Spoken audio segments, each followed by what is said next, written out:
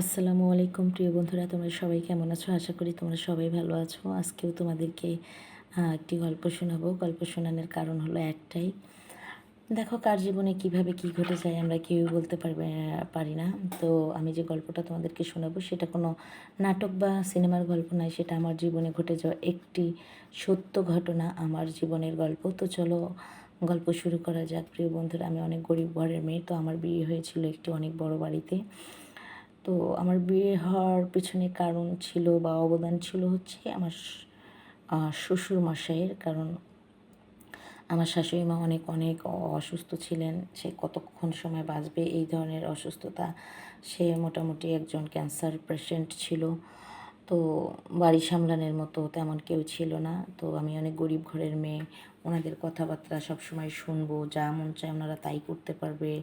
তো মূলত এই উদ্দেশ্য নিয়েই আমাকে বিয়ে করে নিয়ে যায়। এই বিষয়টা বোঝা যায় অনেক পরে। তো চলো সেই বিষয়টাই তোমাদেরকে শেয়ার করব।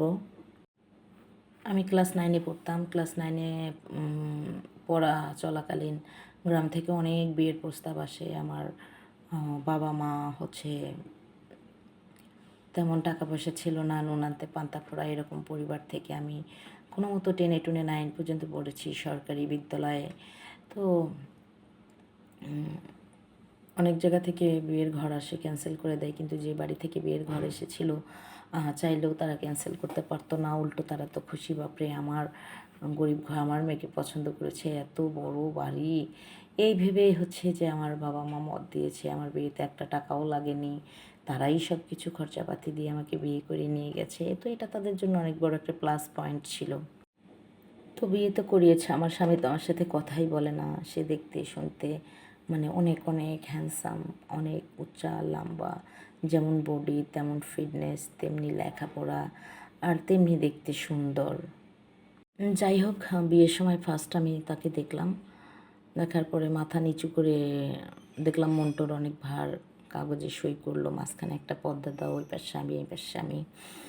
তো সই করার পরে গাড়ি এনেছে, উঠলাম। তখন আমি তাকে ফুলফিলভাবে দেখি, খুবই সুন্দর। কিন্তু সে আমার সাথে কথা বলে না, অ্যাভয়েড করতেছে আমাকে। মানে কবুল পড়া থেকেই শুরু করছে অ্যাভয়েড করা। তো আমি বিষয়টা তখন অতটা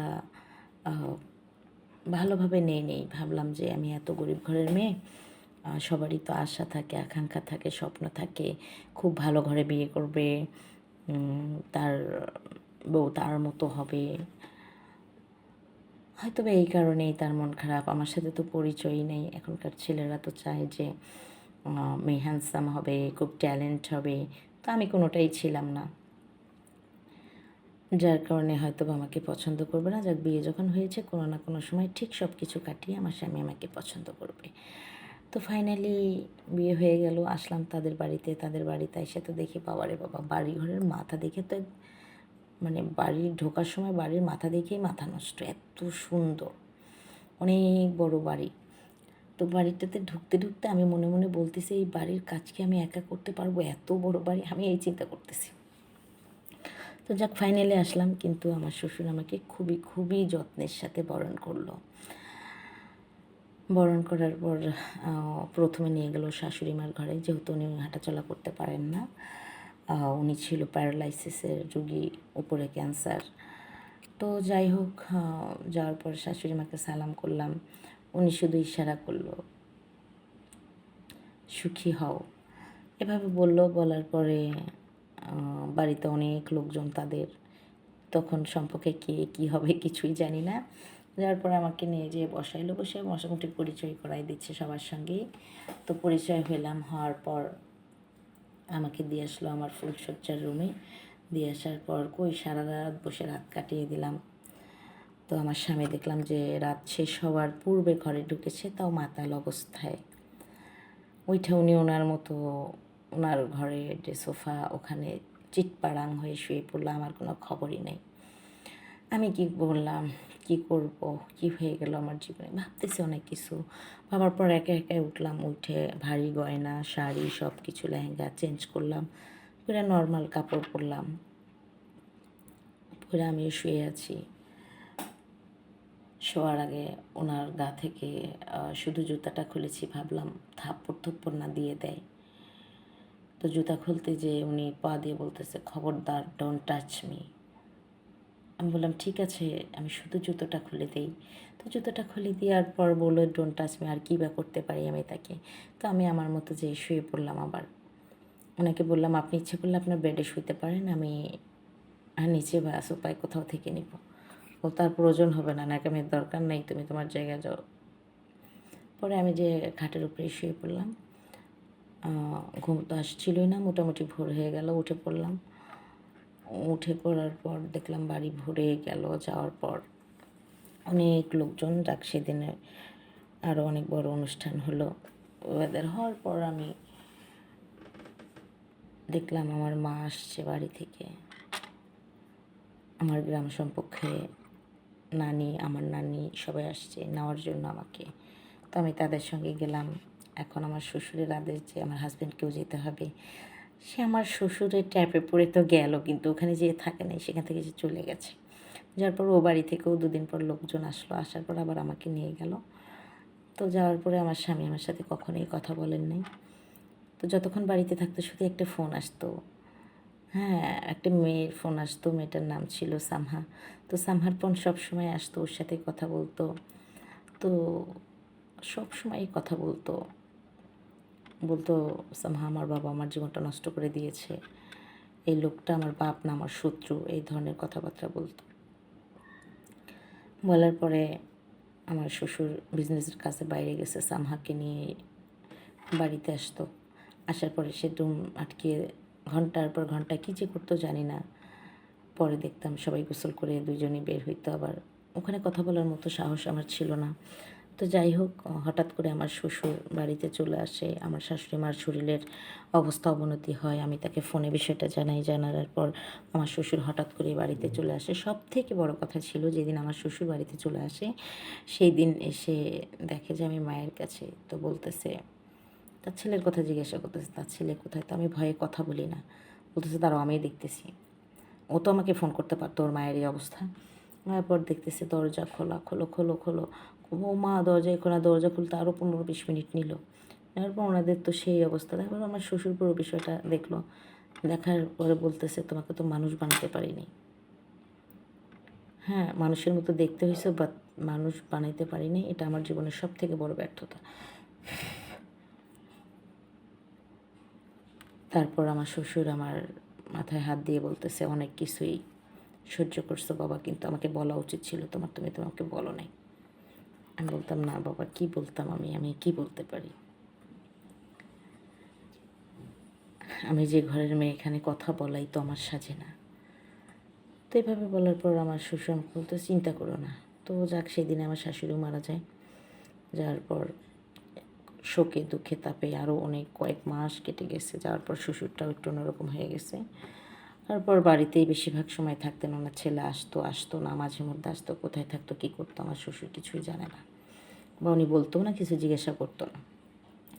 এভাবে করতে করতে আমার শ্বশুর, আমি রান্না করি সেখানে যায়, মানে একটা সময় সে ভ্যাটকায় গেল, ধ্যান ভ্যাটকায় গেল তার।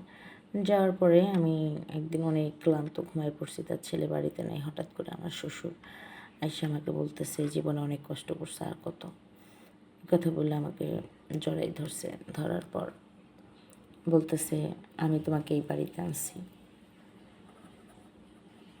আজকে প্রায় 1.5 বছর হতে চললো, আমার ছেলের সাথে তোমার ফুলসজ্জাটাও হয় নাই, এর জন্য আমি দুঃখিত। আমি ভাবছিলাম যে উনি আমাকে হয়তো বা আমার কষ্টের জন্য সে নিজেকে দায়ী করছে, কিন্তু না, বিষয় ওটা ছিল না। তো সেদিন রাত্রে হঠাৎ করে সে আমার রুমে ঢুকে আমার শরীরটাকে ইচ্ছা মতো ভোগ করে, কিন্তু আমি কাউকে কিছু বলতে পারি না। না বলতে পারার কারণে চুপচাপ থাকি। ওই অবস্থায় আমার শ্বশুর দেখতাম যে প্রায় সময় আমার উপরে ঝাঁপায় পড়তো ক্ষুধার্ত হায়রার মতো। অন্যদিকে আমি যে ঘরের মেয়ে, কার কাছে বিচার দেবো, কার কাছে ইনসাফ চাইবো, কিছুই করতে পারলাম না। না পারার ফলে এভাবে যখন কিছুদিন যাচ্ছিল, তখন আমি সিদ্ধান্ত নিয়ে নিলাম, আমি তো লেখাপড়া ছেড়েই দিয়েছি, কিন্তু যতটুকু পড়েছি ততটুকু পর্যন্ত আমি কিছু হোক বা না হোক গার্মেন্টসে তো একটা চাকরি পেতেই পারি। তো ওই বাড়িতে আমি থাকি না, না থেকে আমি বাড়ি থেকে চলে আসি। নিজের প্রতি নিজের এই বিরক্ততা নিজের প্রতি হয় অন্যায় আমি আর মানতে পারছিলাম না। তো বাবা মাকেও আর কিছু বলিনি, আমি বাড়ি থেকে চুপচাপ চলে আসি। আসার পর আমি একটা চাকরি নিই, মানে কখনো 22,000 কখনো 25,000 এভাবে আমি বেতন পাই। তো আমার খেতে চলতে ঘর ভাড়া নিয়ে থাকতে সব মিলায়া 15,000 টাকার ভিতরে হয়ে যায়। তারপরে এভাবে কিছুটা ব্যালেন্স করতে কিছুটা ব্যালেন্স হয়ে গেছে। হয়ে যাওয়ার পর আমি সেটা দিয়ে অল্প একটু জায়গা নিয়ে নিই। নেওয়ার পর আবারও কিছুদিন চাকরি করে আমি সেখানে একটা একতলা বাড়ি করি। রাস্তার সাথে ছিল জমিটা। তো ওখানে বাড়ির পাশে আমি 2টা দোকানেরও ব্যবস্থা করি, যাতে আমি একটা ব্যবসা বাণিজ্য করে আমার জীবনটাকে আগায় নিয়ে যেতে পারি। তো আমি সব কিছু কমপ্লিট করি। এখন ব্যালেন্স কিছুটা হয়ে গেছে, বাড়িতে যাব। এর মধ্যে হচ্ছে শুনলাম যে আমার হাজব্যান্ড জেলে আছে। আমার শ্বশুর হচ্ছে মারা গেছে। তো আমি জেলখানায় গেছি তার সঙ্গে দেখা করার জন্য। তার পাশে এখন কেউ নাই, অথচ অঢাল সয় সম্পত্তি সব কিছুই আছে। তো দেখা করতে গিয়েছিলাম, যাওয়ার পরে সে আমার কাছে মাপ চাইছে। তো আমি তাকে জামিনও করার পর আমার হাজব্যান্ড আমাকে বলল, তোমার সাথে অনেক অন্যায় করেছি, তুমি কি পারবে আমাকে ক্ষমা করে দিতে? আসবে কি আমার ঘরে ফিরে? তো যেহেতু শ্বশুরমশাই মারাই গেছে, তো আমি বললাম সবার জীবনে একটা সুযোগ দেওয়া দরকার। তো আমি এখন আমার হাজব্যান্ডের কাছে আছি, খুবই ভালো আছি, আলহামদুলিল্লাহ খুবই ভালো আছি। গল্পটা তোমাদের সঙ্গে এই কারণেই শেয়ার করা যে আমি আসলেই মন থেকে অপেক্ষায় ছিলাম যে আমার স্বামী কখন কি বুঝতে পারবে যে আমি তার জন্য বেটার একজন মানুষ ছিলাম। যদিও আমার তেমন কোনো বংশ স্ট্যাটাস ছিল না, কিন্তু বেটার একটা অপশন ছিলাম। তো যাক, ফাইনালি সে তার ভুলটা বুঝে মাঝখান থেকে আমার জীবনে একটা অন্যায় ঘটে গেছে, সে মানুষটাও চলে গেছে। তো এখন আমি ভালো আছি। গল্পটা শেয়ার করলাম তোমাদের সঙ্গে এই কারণে, দেখো যেখানে তার ছেলে ভালো ছিল না, শ্বশুরের দরকার ছিল স্ত্রীকে সঠিক মর্যাদা দেওয়ার, সেই বিষয়ে শাসন করার, উল্টো তা না। হ্যাঁ, উল্টো উনি ওনার স্বার্থ নিয়ে ব্যস্ত ছিল। তো গার্ডিয়ানরা যদি আমাদেরকে নিরাপত্তা না দেয় আমরা যাব কোথায়? এটাই হচ্ছে মূল কথা। তো আমার সাথে যা হয়েছে, পৃথিবীর কারোর সাথে যাতে এই ধরনের ঘটনা না ঘটে, তাই আমি তোমাদের সঙ্গে গল্পটা শেয়ার করলাম। সবাই ভালো থেকো, সুস্থ থেকো। আল্লাহ হাফিজ, আসসালামু আলাইকুম।